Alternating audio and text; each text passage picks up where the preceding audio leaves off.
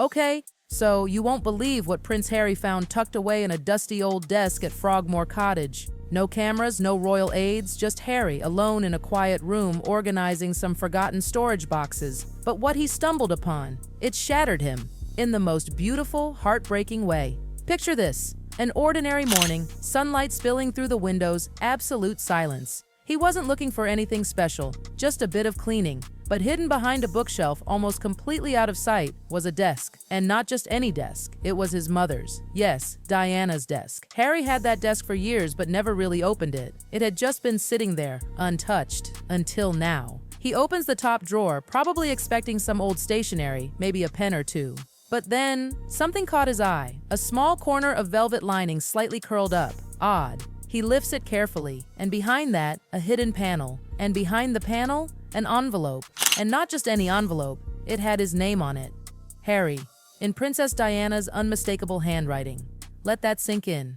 That moment, that envelope, it was like time froze. He didn't even breathe, just stared at her handwriting, aged paper trembling in his hands. No royal stamp, no ceremony, just D. Spencer written in the corner. He didn't open it right away. Could you blame him? He put it back in the drawer. For 3 whole days, he just sat with the knowledge, knowing it was there, picking it up, putting it down, over and over, afraid, not of the contents, but of what it might awaken. And then, on a rainy, quiet afternoon while Meghan took the kids out for a walk, he sat down, alone.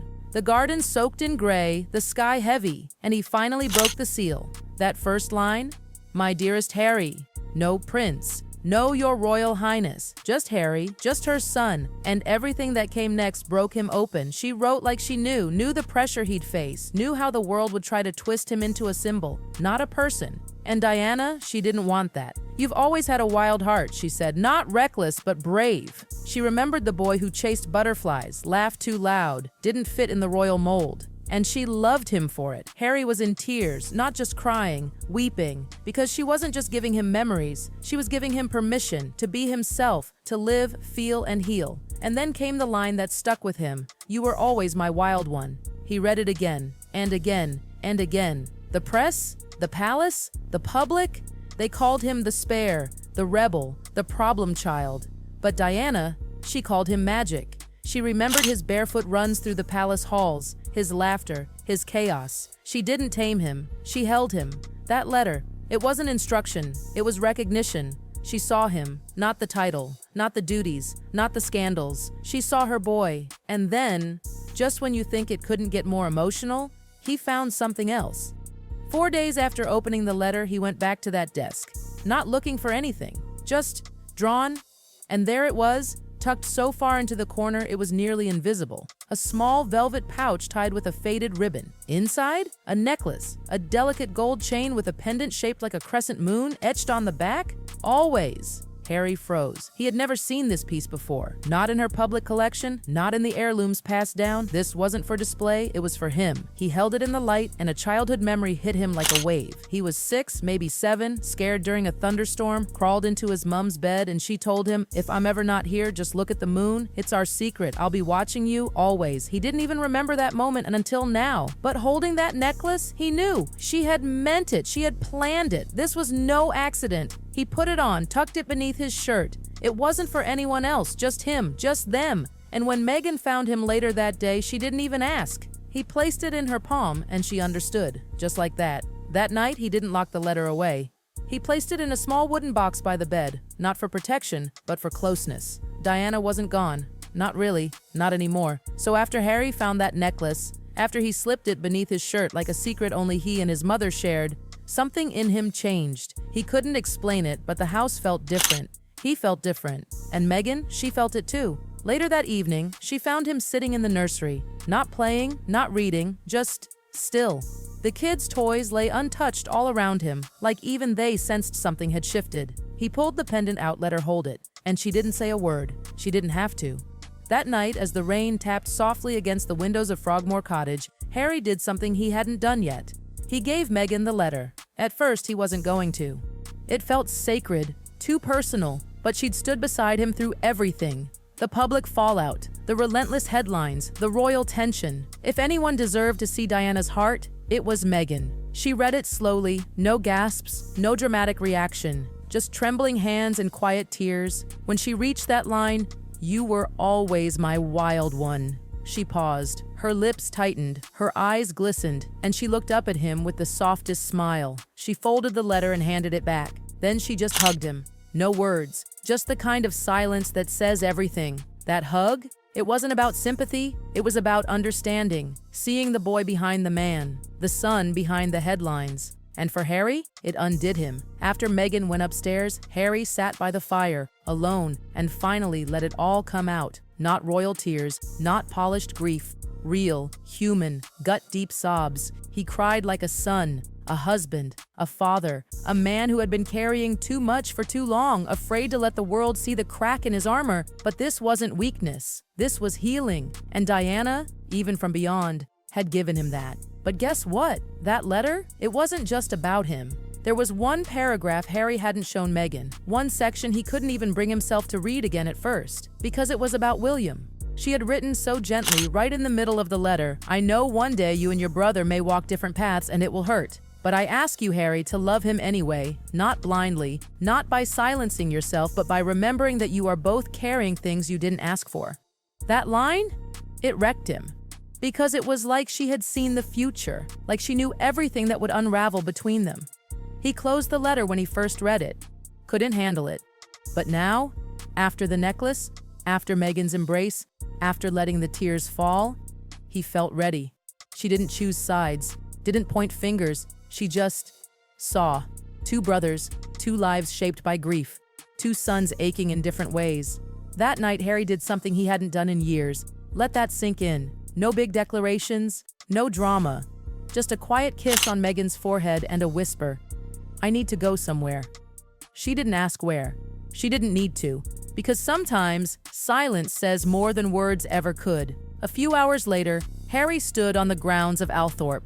Yes, his mother's final resting place. It had been years since he'd gone there like this, alone. No public appearances, no memorials, just him and her. The land was soft from rain. The trees moved gently in the breeze. The lake, still and haunting, mirrored the gray skies above. He walked slowly, like each step carried decades of grief, and when he finally reached the edge of the water, the place where Diana had been laid to rest, he just stood there. Didn't speak, didn't move. The pendant she left him rested against his chest, right over his heart, almost like it knew it had found its way back home. Then, something happened. The wind, which had been swirling through the trees, stopped. Not dramatically, not suddenly, just stilled, as if the world was pausing with him. A sacred kind of quiet, that kind of silence that doesn't feel empty. It feels full, and in that moment, he felt her.